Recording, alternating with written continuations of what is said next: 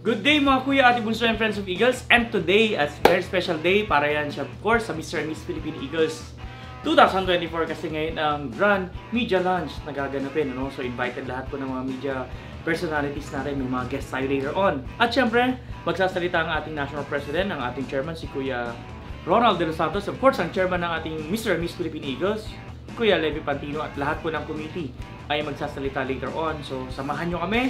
At ako ang magiging host. Medyo kinakabahan kahit sanay na, pero kinakabahan pa rin ako kasi first time kaharap ang mga taga-media, no? At sana maging successful ang araw na to. Let's go! Dalawang libo ka sa akin pag nagawa mo yun. Hindi ka na makakalabas. May 2,000 ka. Yan naman, baka diretso sementeryo na ako yan. Sige, sundin mo siya. Pwede naman. Diba, nahilo mo. Ilan to?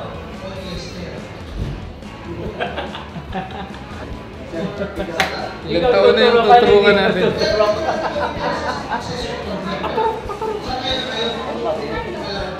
Ganda ng training nila. Ay, nahilo din ako. I-require namin na mayroong libre. Alright. Relax lang kayo. Mahal ko sa buhay yan. Relax lang kayo. Relax. Okay na po.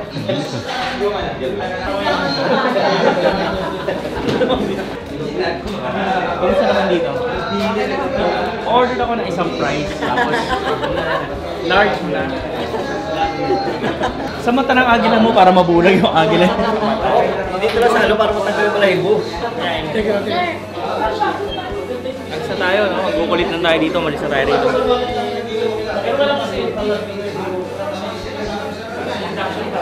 Jeep at ang hindi peke.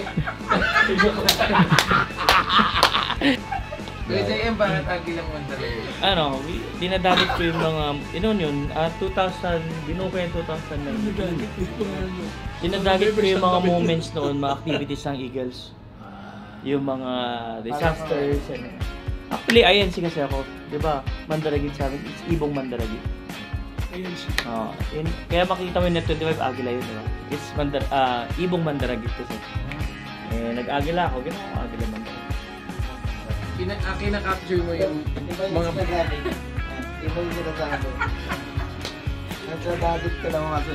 Kasi ang pagkakaalam namin dito, yung mga Lady Eagles na medyo problemado, nangangailangan, dinadagit daw ni JM Llames.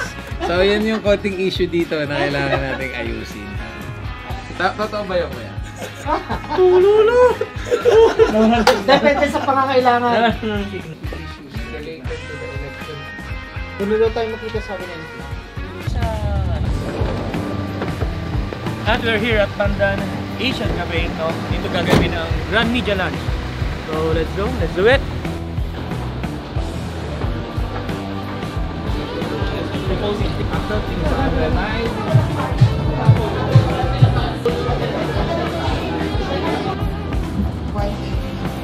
Philippine Eagles 2024 of the Fraternal Order of Eagles, Philippine Eagles, Eagle Governor Francis Levy Pantino. Please give him a round of applause.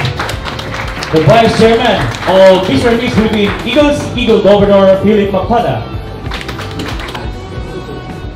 Based on our Constitution of Magna Carta, nakalagay talaga merong pageant, merong Miss Philippine Eagles. Ayan. So, this is the first time, na gagawin at gagampanan talaga ng mga Eagle members ang pageant na to. Matagal na itong inaantay, pinaghahanda ng iba. Pero ngayong taon, this year, ang kauna-unahang Mr. and Miss Philippine Eagles 2024.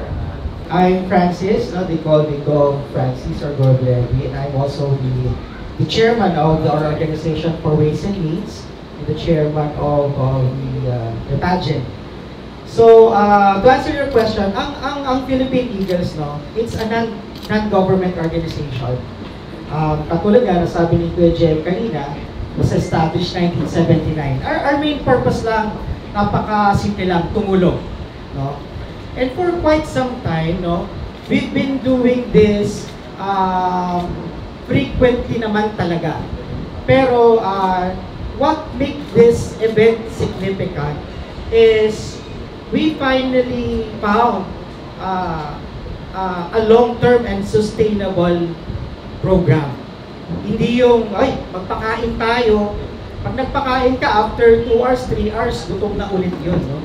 So, kami, dito sa organization, mamaya, our national president will be discussing it as well because he's the one who really pushed this project. No? We call this an adaptation of barangay.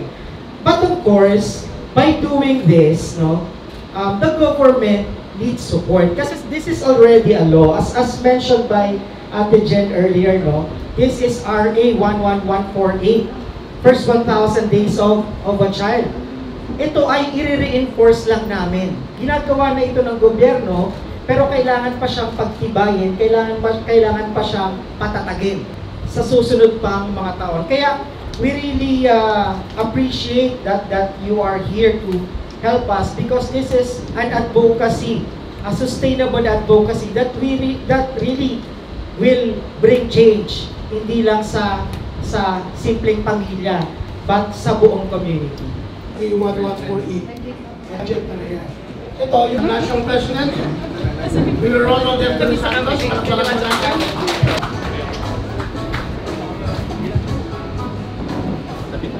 And in addition na rin, at tama po yung sinabi mo kanina, ma'am, no? After the pandemic kasi, talaga, no, ganun kaagad namin natugunan o magawa yung pageant na to. At the same time, this year, especially 2023 and 2024, dito po lalong lumawak yung organization namin.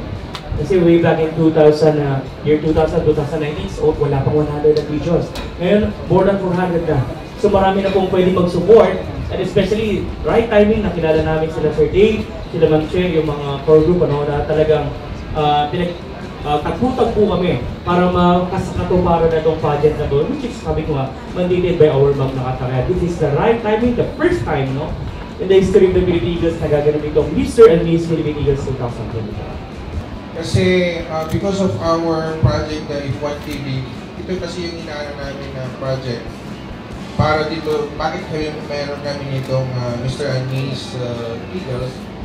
Kasi yung magiging kita nito will be intended for our beneficiary. The first 1,000 days coalition program for the children. Now, regarding po sa foundation, this time wala po pa tayong foundation ngayon na na-create for this purpose. But we are planning kasi alam naman namin na there's a lot of also a foundation who want to join us this time.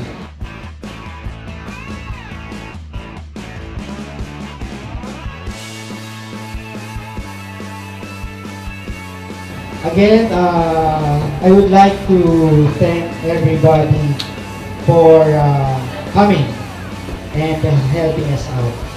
Napaka-importante na talagang kami ay matulungan dahil sa isang adhikain na talagang pinaniniwalaan. No? Lagi nilang sinasabi, uy, ang advokasyon na to para malabanan ang malnutrisyon, para mas matalino raw at ang mga Pilipino ay hindi na maging pandak at maging matangkad na. Pero, sabi nga ni Kuya Senator Joey Lina at ang aking mahal na Kuya LP, exempted ako doon. No? Nama na lang, talaga.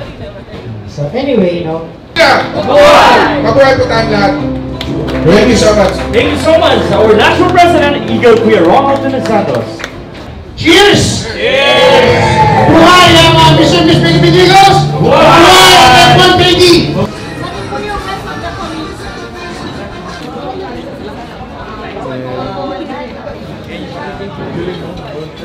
Mabuhay. Pero kailangan natin.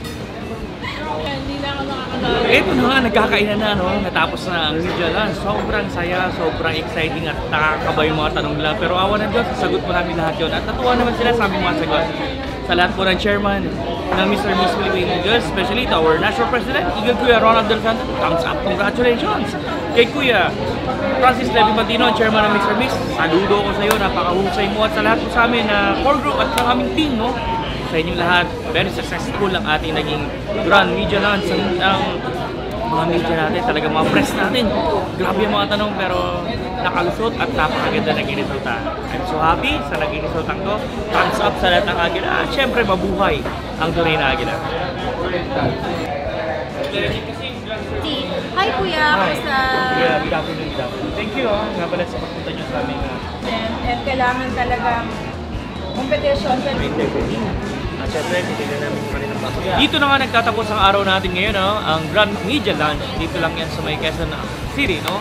Sa lahat po ng umaten ng mga media at mga press, congratulations and thank you so much sa inyong pag-support sa Mr. Miss Philippine Eagles 2024. Again, this is your Kuya Jem Llames.